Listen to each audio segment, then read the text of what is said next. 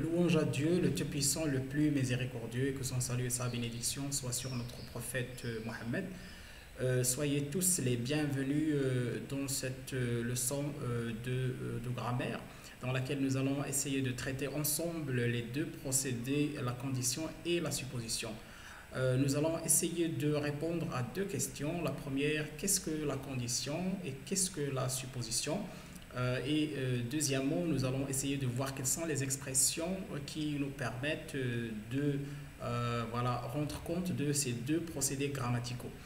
Eh bien, pour démarrer et pour trouver la définition de la condition, nous allons commencer comme d'habitude par un petit exemple. Observons ensemble. Si nous restons tous à la maison, nous serons à l'abri de Covid-19. Bien, alors nous sommes ici en présence de deux actions. Donc la question que nous devons poser, est-ce que ces deux actions sont réelles ou seulement envisagées par l'esprit? Qu'est-ce qu'on veut dire par est-ce qu'elles sont réelles? C'est-à-dire est-ce qu'elles sont déjà réalisées, d'accord? Ou bien elles sont tout simplement envisagées par l'esprit? Alors, bien sûr, il y a des gens qui sortent pour faire des courses, pour faire plein de choses, et ne sont pas encore à l'abri de Covid-19. Donc, les deux actions sont seulement envisagées par l'esprit. Bien, maintenant, quelle est l'action, ou bien quelle est celle des deux actions qui doit être réalisée d'abord pour permettre la réalisation de l'autre? Bien évidemment, c'est cette première. Nous devons rester tout d'abord à la maison.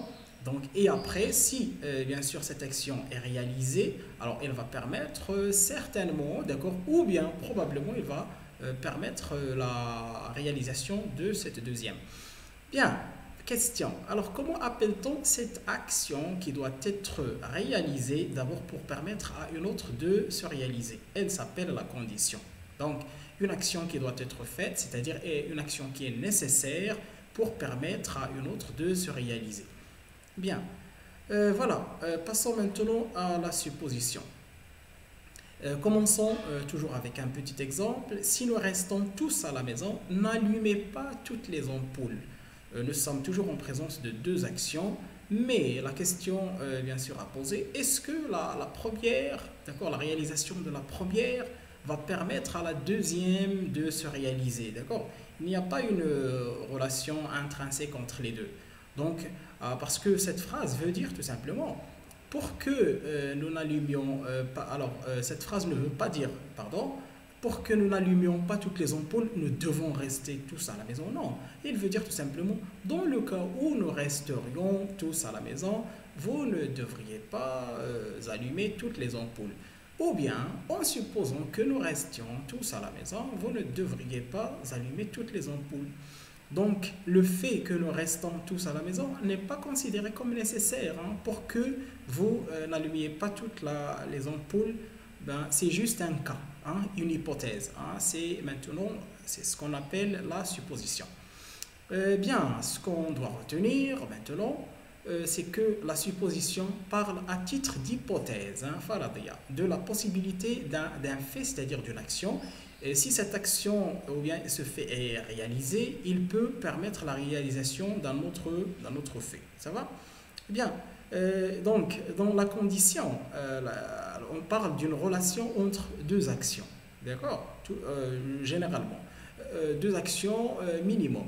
Alors que la supposition peut exister toute seule, une simple hypothèse exprimée au conditionnel, le présent, je resterai à la maison, ou bien je reste peut-être à la maison. Regardez, avec je reste peut-être à la maison, je peux exprimer la supposition, mais je ne peux pas exprimer la condition.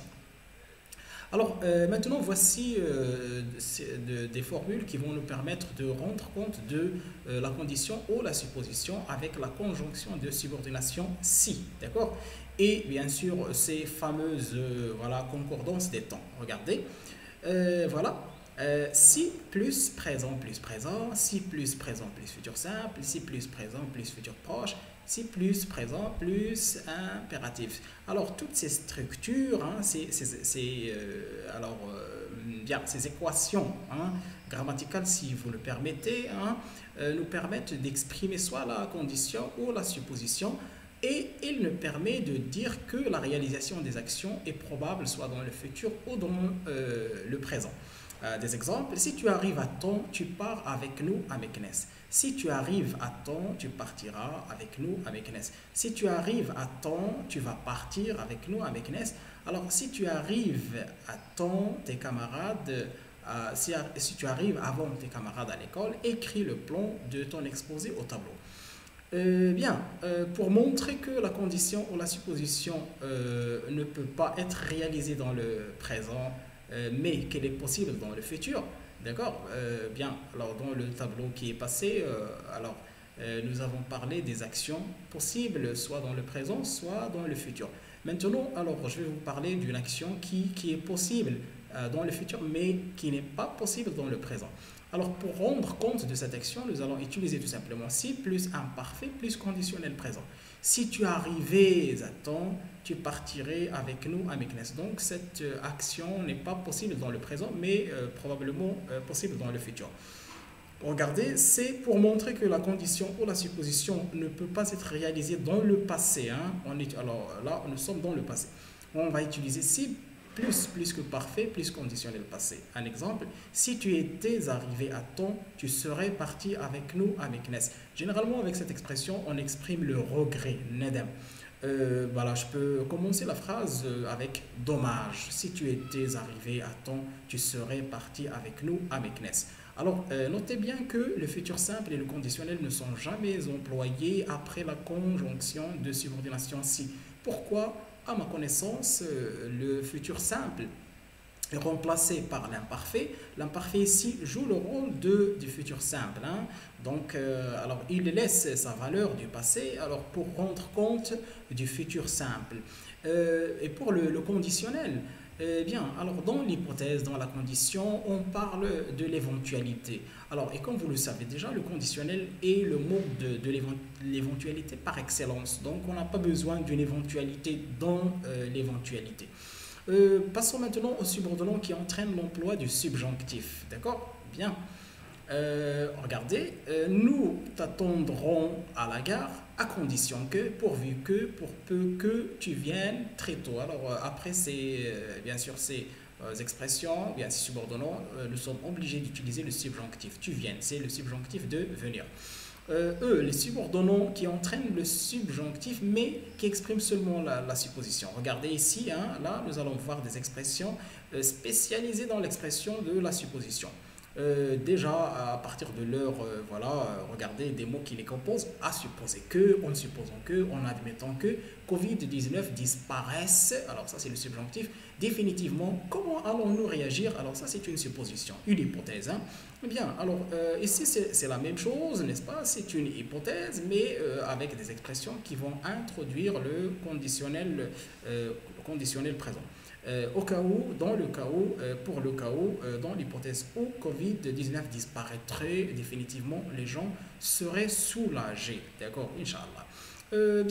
Passons maintenant aux coordonnants qui expriment la condition. Donc à ma connaissance, il y a des coordonnants qui expriment une condition contraire. Regardez. Fais des efforts, sinon, autrement, sans cela, dans le cas contraire, sans quoi tu ne réussiras pas dans ta vie, tu ne réussirais pas dans ta vie. Alors là, nous avons le choix entre l'emploi du futur simple et l'emploi du conditionnel présent. Passons maintenant, c'est-à-dire au point dernier de cette leçon. Il s'agit des prépositions qui rendent compte de la condition. Nous avons en cas de, donc qui veut dire s'il y a. En cas de besoin, appelle-moi. En cas de problème, appelle la police. D'accord? Avec du matériel sophistiqué, les musulmans surprendraient les habitants de la planète. C'est-à-dire, si les musulmans avaient du matériel sophistiqué, ils surprendraient les habitants de la planète. Sans, également, est une préposition qui exprime la condition. Sans amis, ta vie sera difficile. C'est-à-dire, si tu n'as pas d'amis, ta vie sera difficile. Dernière préposition, à condition de faire des efforts, tu surmonteras toutes les difficultés. Notez ici que, c'est-à-dire très haut, nous avons utilisé à condition que. Pourquoi? Parce que nous sommes en présence de deux sujets différents. Mais ici, nous avons le même sujet pour les deux actions. Donc, qui va faire les efforts? C'est toi. Qui va surmonter toutes les difficultés? C'est toi. Donc, c'est pourquoi nous avons utilisé à condition de. Et bien sûr, voilà, toujours, ça c'est une voilà, règle grammaticale. Après deux, nous avons l'emploi donc forcé de l'infinitif. Voilà, donc c'est la fin de cette leçon. Je vous souhaite une excellente voilà, journée. Voilà, et à une autre leçon, Inch'Allah.